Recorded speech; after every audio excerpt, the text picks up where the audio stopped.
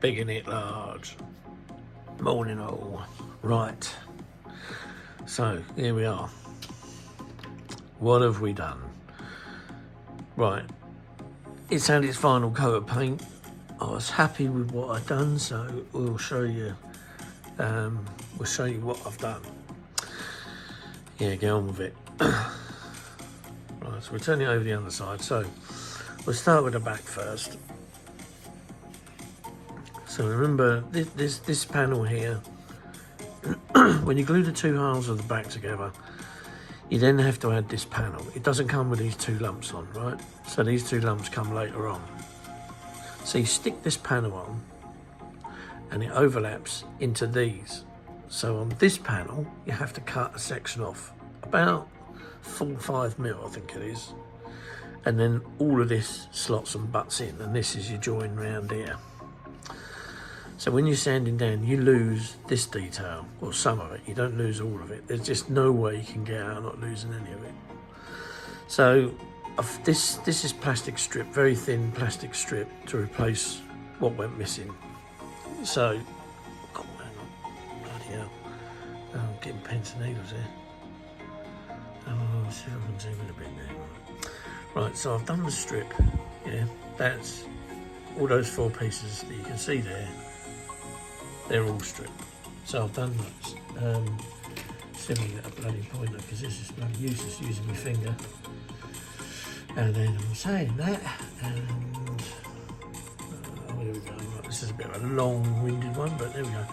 So yeah, these 4 pieces here, this is all strip card, right, to replace what got sanded off around this area here.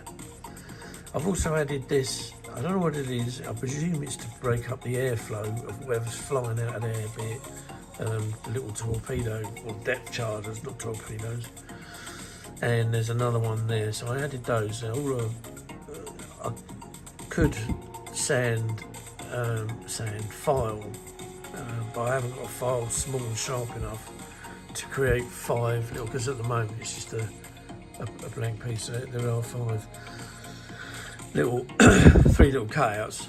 So anyway, there's one there. This is done. I don't think there's anything at the far end other than the tip of that there. From there upwards is painted in sky grey because it's a matte colour on the real aircraft. Coming further back down. Now what I've got to do is in here. This here is you can see it there. So at the moment it's grey. That's got to be black, right? Because they're brushes. Because every time the wheel folds in, this and it sends. That's why 737s and the like are all dirty down here. The Poseidons won't be that dirty yet because, excuse me, they haven't had that many takeoffs and landings to really filth it all up. But that's what they are. They're brushes, so they get painted black doing both wheel wells. Didn't bother putting any wiring or hydraulic lines in there because it's like a fisherman's knot. There's so much. So come a bit further forwards. I'll have to go out a bit here.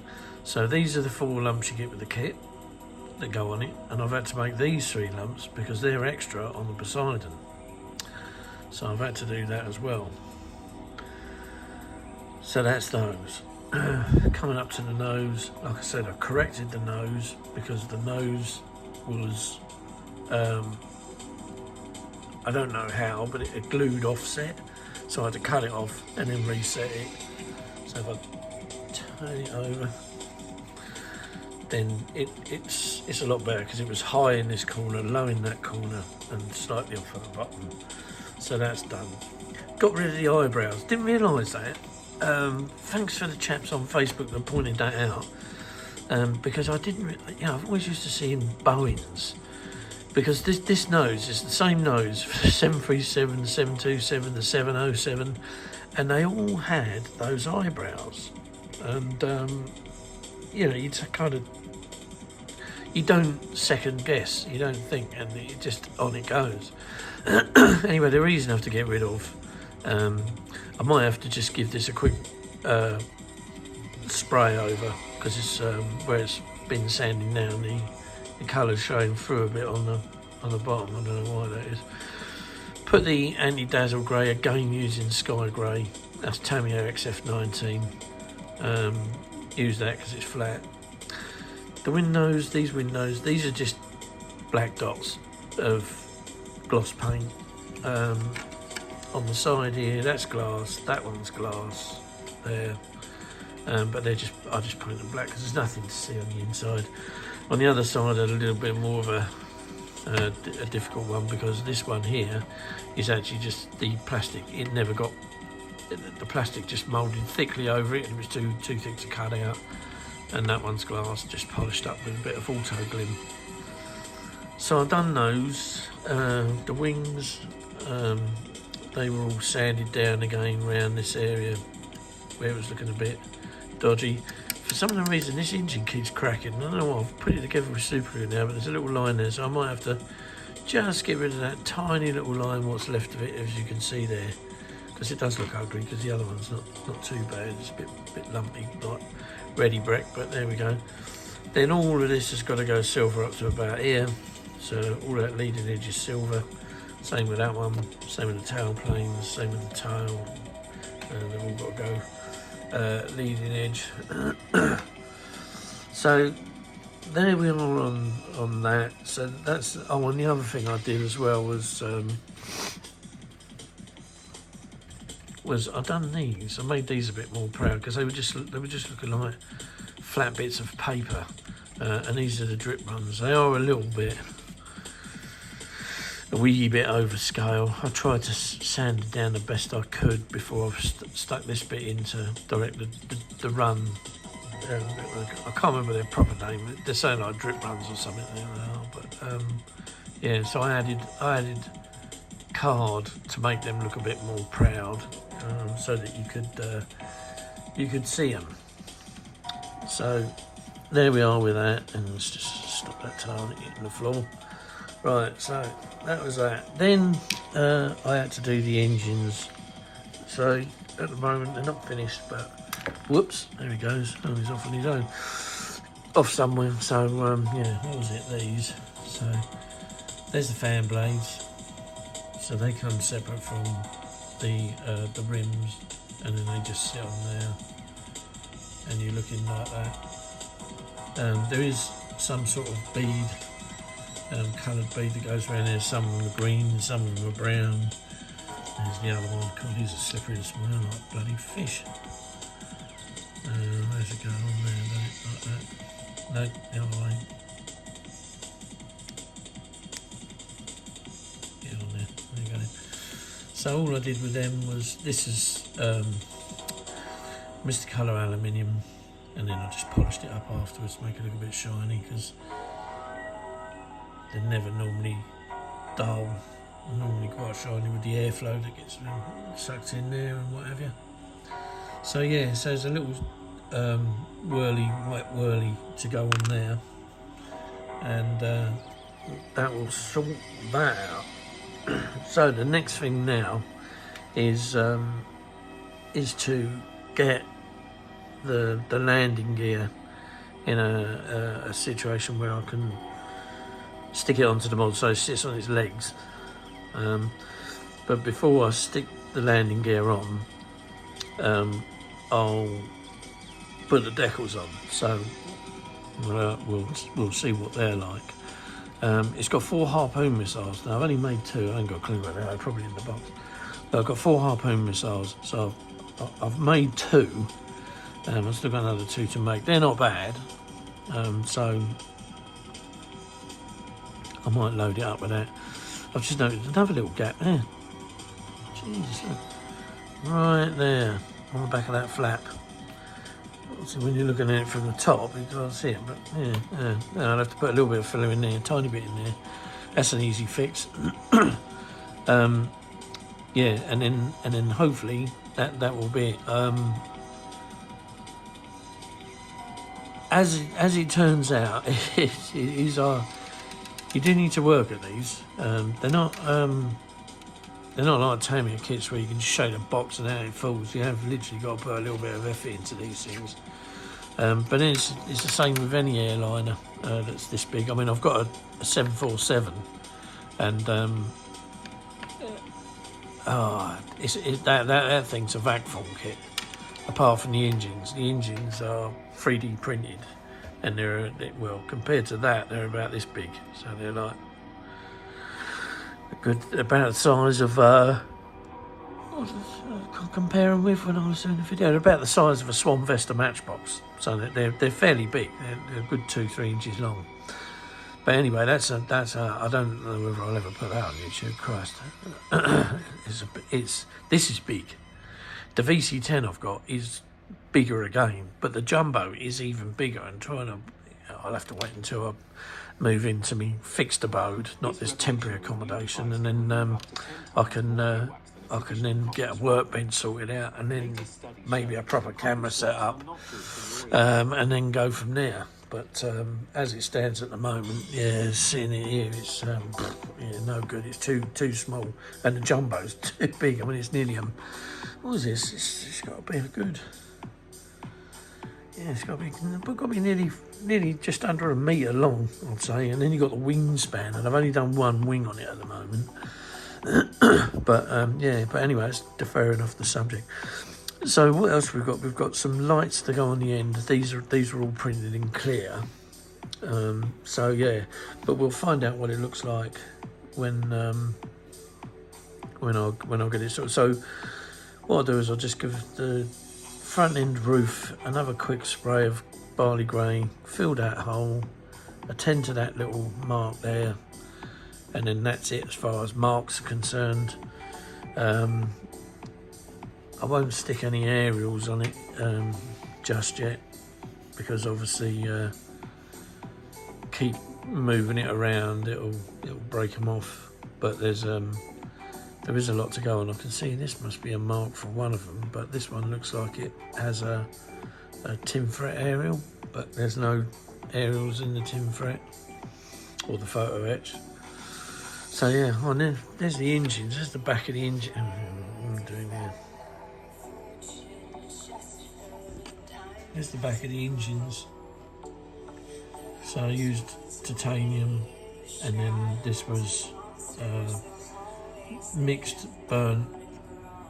Because when I used to work with them, these things were like a funny greyish, grey browny colour. Never ever did I see a 737 with blue ones of those straight from the factory. And we had a brand new Air India one coming at Heathrow one time, and I'll tell you about that one. We had this 737 turn up from Air India, brand spanking new. Well, actually not from Boeing. It came straight from Seattle Boeing to Heathrow, and then it was going down to India. I can't remember which airport it was. And this thing rolled up, and anyway, the reason we got to look at it and got a look on board is because the guy that went out from the British Airport Authorities, so you have your yellow perils, and they got the bands and they're waving them in and they're parking it. Now this thing had to park on the remote stands, which is where Terminal 5 is.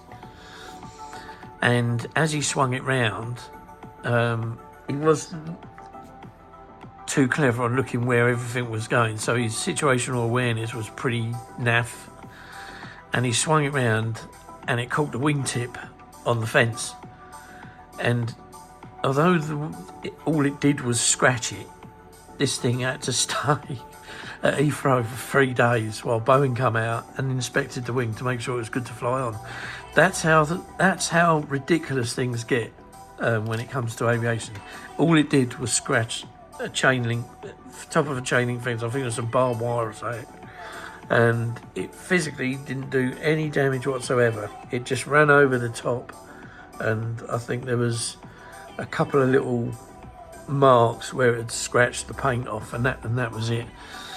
But other than that, but this thing had to stay there for 3 days, so we got a look in and went round to fuel it up for its next journey. And the funny thing is, you go down to a garage and you think to yourself, I'm going to buy myself a new car. And you go and buy yourself a new car, a new van, it doesn't matter what it is, and you get in it and you got that brand new smell. Well, I can honestly say I've been in that aeroplane and that aeroplane had a brand new smell. I've never smelled anything like it. It was the strangest thing, because you don't expect you expect airplanes to have smells of like all the air hostesses with their perfumes and the stewardess, stewards with their aftershave. That's all you literally smell when you get on an aeroplane. It's everybody's perfumes, and aeroplanes do have a smell. They have like it's like a hydraulic smell. So mechanical workings. They anybody that works with aeroplanes will know exactly what I mean. You can walk into a building, right, and if that building was once a hangar for aircraft, you would know, because you'd smell that smell. It's a bit like when you're in the military and you go to somewhere and you say, this used to be a barracks. How do you know? Because there's certain things about a military aerodrome or a military compound, and guys who've been, girls that have been in the military just and whoever watches this will know that as well. But this aircraft had this brand new smell, and it was uncanny, because you went in the cockpit, everything was spotlessly clean. The whole damn thing was spotlessly clean. It was one of these, but a 737, not a Poseidon, and it was unbelievable. But yet some tit, as they called him, scratched the wing because he wasn't looking what he was doing. I think he was a newbie to give him his fair dues, but I don't know. It was such a long time ago now. But the bloody thing was down for 3 days. But it was just this new smell. So, and it's like models really, because you paint them and spray them, and when they're finished, they have this new smell about them. That's these things. And you can smell the varnish on them, and you think, oh yeah. And then after a few years of being on the shelf and knocked about, like everything, they lose it. They lose their smell. And but there you go. There's a little story of when I used to work at Heathrow. One of many stories, I can tell you that now. But anyway, that's knocking it on a bit. So there we are. This is where we're at. So what we've got to do now is, like I say, just there's a couple of tiny little bits to tidy up, and they really are minuscule. But we're on our way. And I think in the next video I might have a go at trying to put some decals. I don't know quite what how it's going to work, because obviously trying to put decals on when you're trying to video with a phone and I'm looking through the phone, looking at my hands here. Well, you not look at this. But anyway, is it creeping up again? God, Jesus, I tell you, it gets louder and louder. But I'm sure we've got ghosts in this building, and they keep turning things up and turning things down. It's not the bloody TV. Anyway, righto, chaps and chapasses. So that's where we are with this Poseidon now. So I've corrected all the bits. Just got to go around and finalise a few, tweak a few bits. And then, like I say, we'll have a look at getting the landing gear to the point where it can go in. So we'll try and see if we can get that finished off and what have you. And and then, like I say, from there on in, it's all the aerials to go on. I've noticed with these, I think it's just the heads that are white, the top bits, because they've got to have some bits stuck on them, these aerials. I was going to paint these white, and then I looked and I thought, well, the only bit you can see of them is the top, and you might as well just glue the tops on and paint the tops white, and not bother with the sides and stuff. So yeah, anyway, right, I won't bore you any longer. And it turns out that this must be the kind of like the next build, but it's not a build really. It's just showing you a multimedia airliner kit that's been made into something that the military use, and and then go from there. Right, anyway, thanks very much for subscribing. If you like what you see, keep on going and stick with us, and we will see you soon in the next one with this. So thanks again, guys and girls. Happy New Year to you all. Bye.